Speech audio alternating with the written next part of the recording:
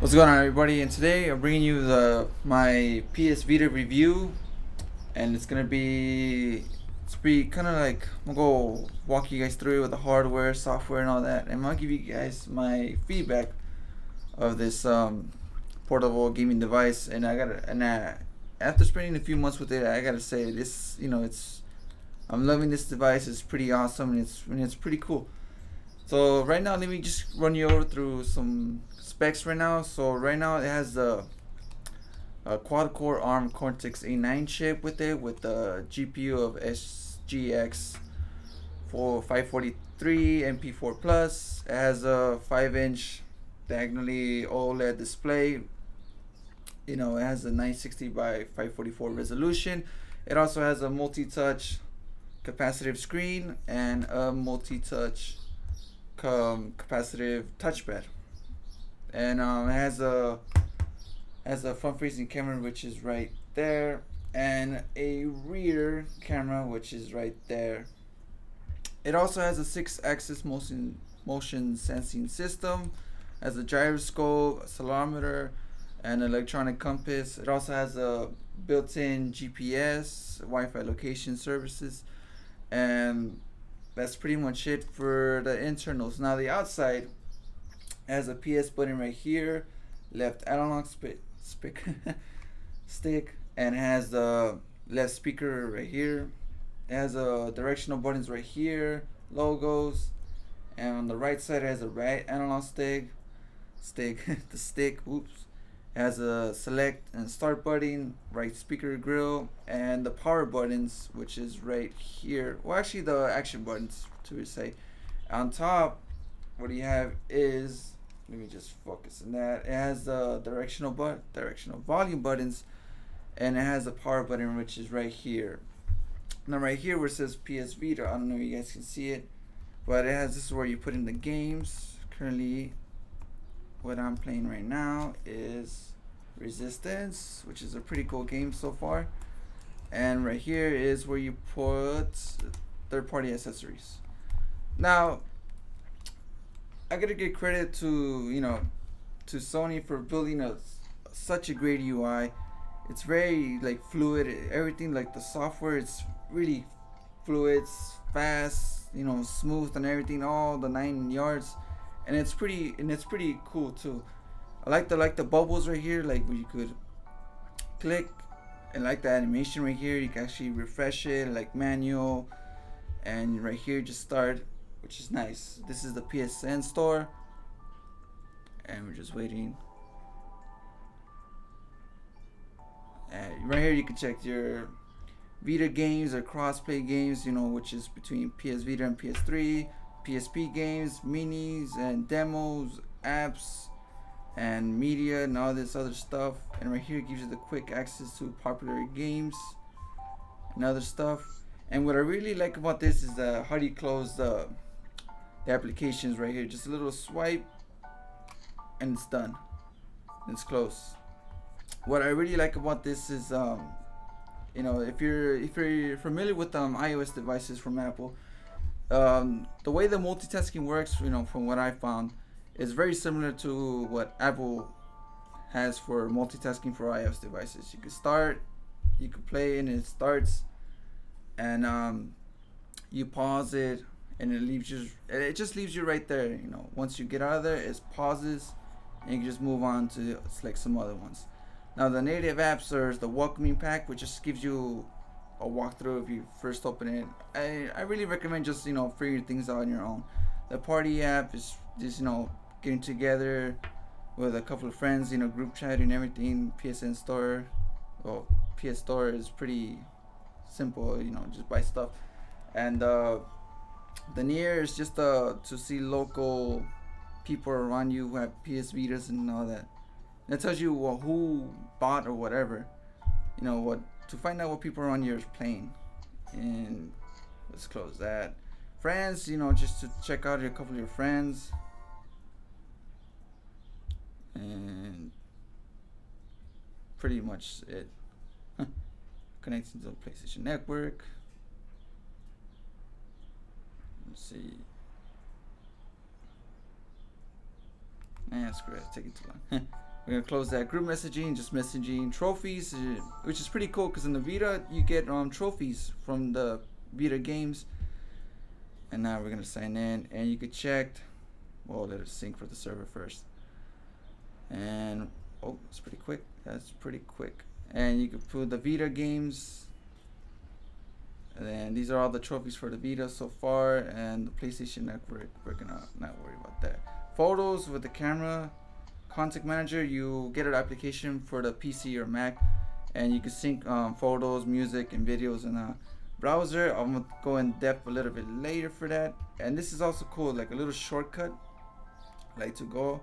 Say, well, let's go back to Resistance, and just where we left off right here. And it's cool like that. So let's go back home.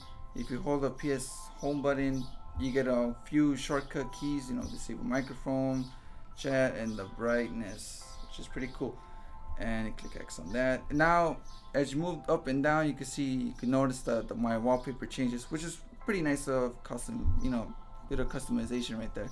Now, remote play, which is if you had a PSP before, which is pretty, you know, you could play PS2 games, you know, it'll stream it from here. I mean, from the PS3 to here or some other stuff like that. Maps, well, what they included here is Google Maps, you know, PS Vita edition.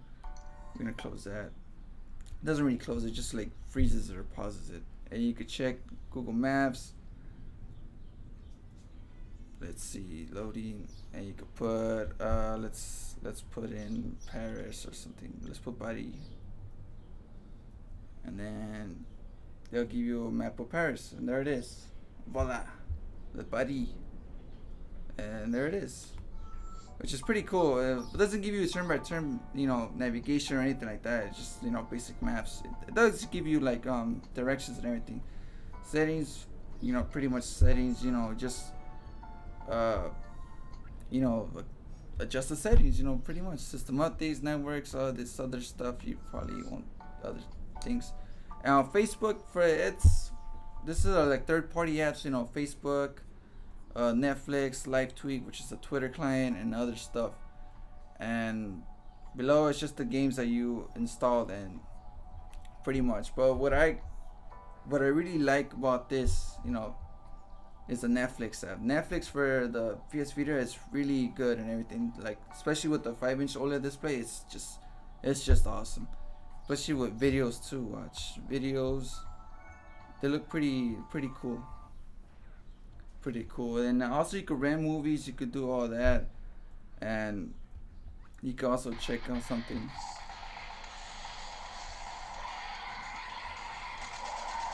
Honestly, this is like a 720p video, and like the colors just look good. I don't know, obviously it's not going to translate as well from camera to, you know, what I'm seeing, but it's really, the colors just really pop thanks to the OLED display. And we just leave it at that. And if you want to go back, let's see, we'll go settings, right where we left off. Go back to that, and it's just right there. Alright, enough about that. And then pretty much other games they just install, but that's pretty much it. Now one thing is what I like about the Vita is the browser. It's really nice and everything, the browser. And let's go to the site. Let's go to youtube.com. Alright, let's go to, what are the downsides about the browser is that there's no, even if it's a full HTML5 browser, you can't really watch YouTube videos or anything like that. But luckily Sony has announced that the YouTube app is coming today, which is, I'm pretty excited about that. So let's just I don't know, let's just go with this guy right here.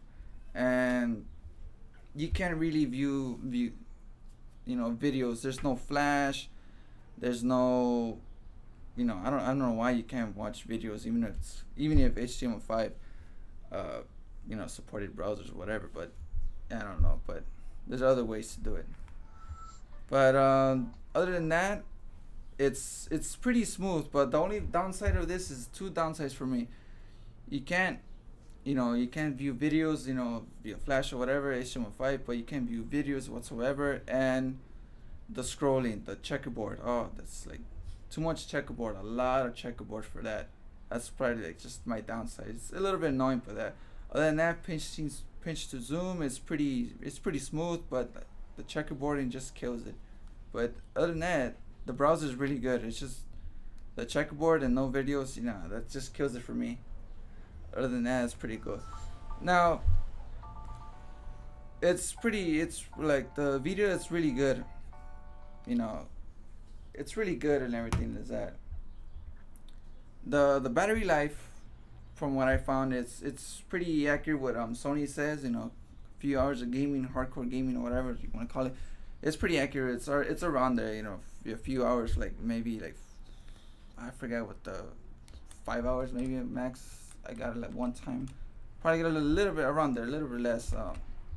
Maybe I'll put an annotation about it, about the accuracy and everything.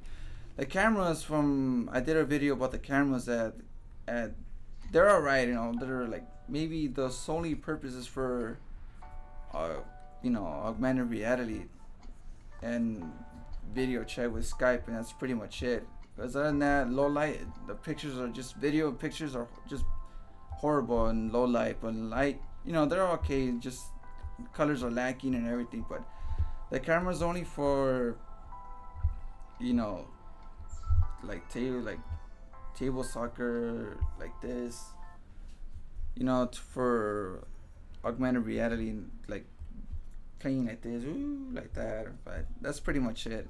Cameras are like okay, mediocre at best, but low light, they just don't even bother taking pictures, videos, like that. But other than that, I really enjoy playing with this video.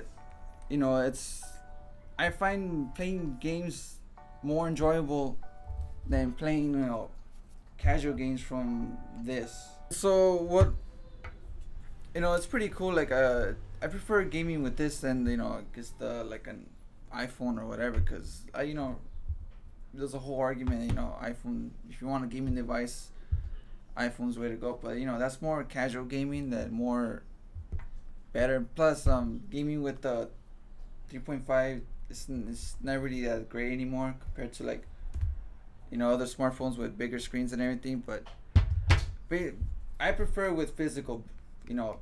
What really sells it for me is the dual analogs. Playing first-person shooters or anything like Uncharted or Resistance with dual analog sticks is just the best, you know, when it comes to portable gaming. The PSP was good and everything, but with one dual, you know, one stick, it's like all right.